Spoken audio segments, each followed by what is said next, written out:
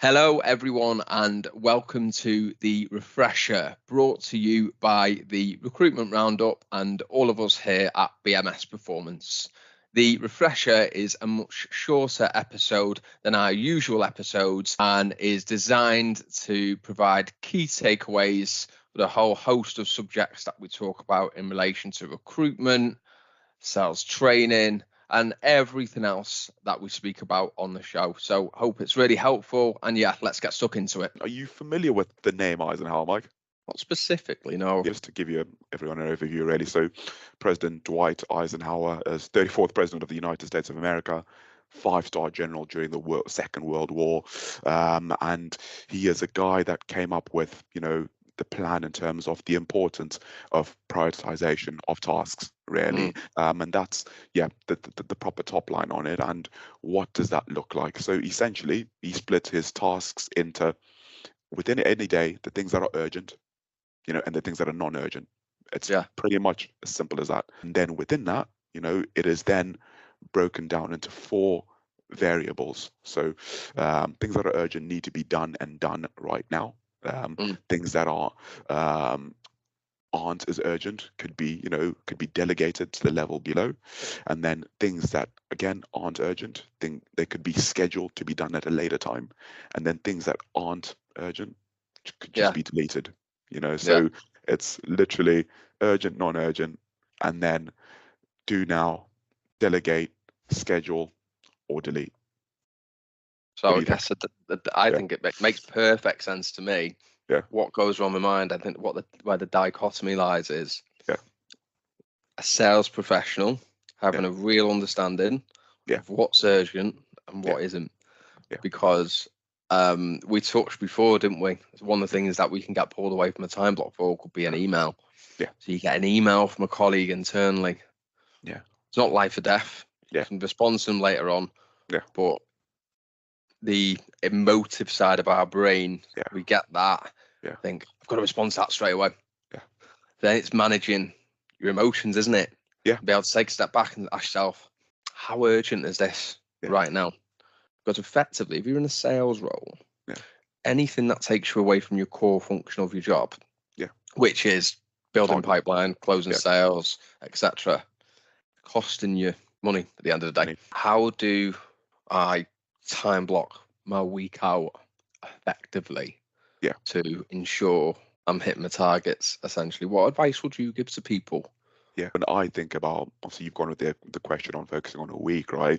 Yeah. I think the first thing is, within your role, you need to understand what your targets are, so if we're speaking about what those targets are for a week, within obviously a role, which could be a sales role, could be a certain amount of deals that you need to close within said week. If you need to achieve 10 deals by Friday and it's Monday, how many conversations do I need to have to get to 10 deals? Is that 100 different conversations so within a day? So how many calls do I need to get those conversations? So working backwards to then allot your week into 5 days and then saying, to get to Friday, to get to my 10 deals, I need to have had 100 different conversations based on my conversion rate, and then allotting and making sure that you've included your prospecting time, your lead generation time, to make sure that you've got enough things in the funnel so that you could be able to identify these opportunities.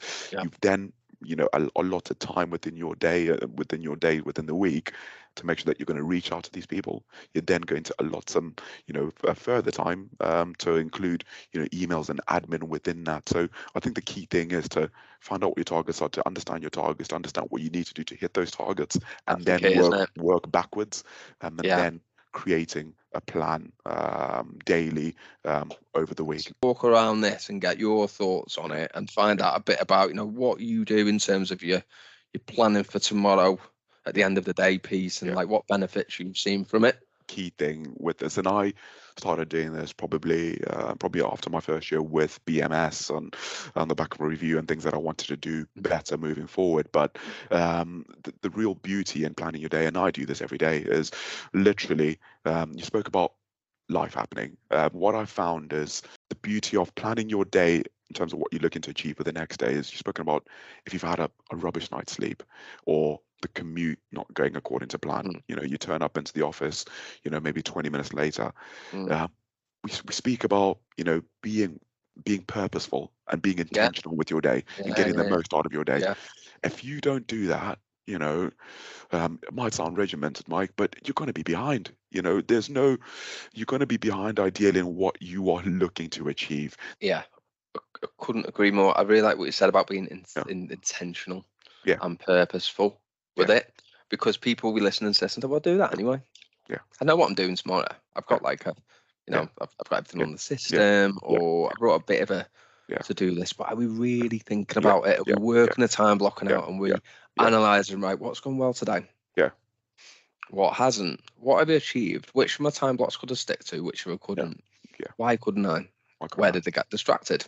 Were those distractions because, in a cold calling time block, I had emails and Teams open, and then people were asking me for things internally, and I was responding to it and need to shut that down tomorrow. So this all comes into the planning for tomorrow pieces, assessing what's happened with your day, how far are you from where you want to be, and then what do you need to do then tomorrow to get there. Thank you everyone for listening to that. Hope it was really helpful, and we look forward to providing loads of great key takeaways in the future on the Refresher, brought to you by the Recruitment Roundup. If you haven't yet subscribed to us or given us a follow, please do. It makes a huge difference. For those of you who haven't done this and want to know where to find us, we're on Spotify, we're on Apple, and we're on YouTube, and you'll see loads of content that goes out on LinkedIn. So be sure to check on that, and as I say, give us a follow. Thank you very much for listening, and hope this episode has been of great use.